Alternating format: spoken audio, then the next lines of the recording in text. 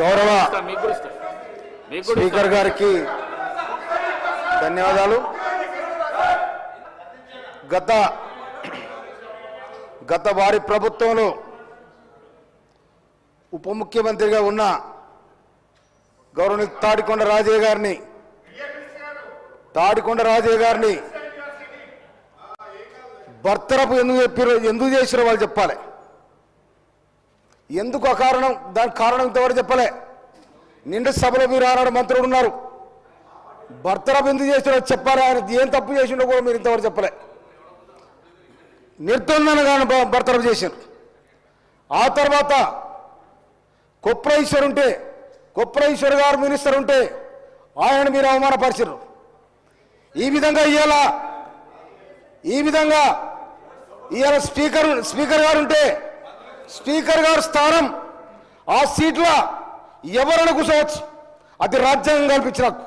కానీ ఇవాళ ఒక దళిత స్పీకర్ ఉండని చెప్పి అంత హీనంగా మాట్లాడు ఏందండి ఇది? అందుకోసం ఆ సభ్యులు ఎవరైతే ప్రవర్తించారో ఆ సభ్యులు నిర్దోషంగా సభ్యత కట్ చేయాలని మనం చేస్తా ఉంటాం. Thank you. గౌరవ డిప్యూటీ సీఎం బట్టి విక్రమార్క గారు.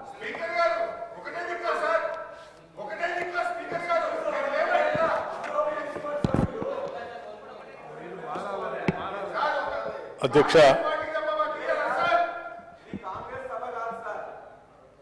దయచేసి మన అందరం కూడా ఈ సభా మర్యాదను కాపాడుకోవాల్సిన అవసరం ఉంది. అధ్యక్ష, సభాపతిగా ఉన్న మిమ్మల్ని గౌరవించాల్సిన బాధ్యత కూడా ఈ సభలో ఉన్న ప్రతి సభ్యుడి పైన ఉంది. అధ్యక్ష, ఈ సభ ప్రజాస్వామ్యానికి అత్యున్నతమైనటువంటి వ్యవహారాలు ప్రజల తరఫున మాట్లాడేటువంటి సభ. అధ్యక్ష, ఇది ప్రజాస్వామ్యానికి దేవాలయం లాంటిది.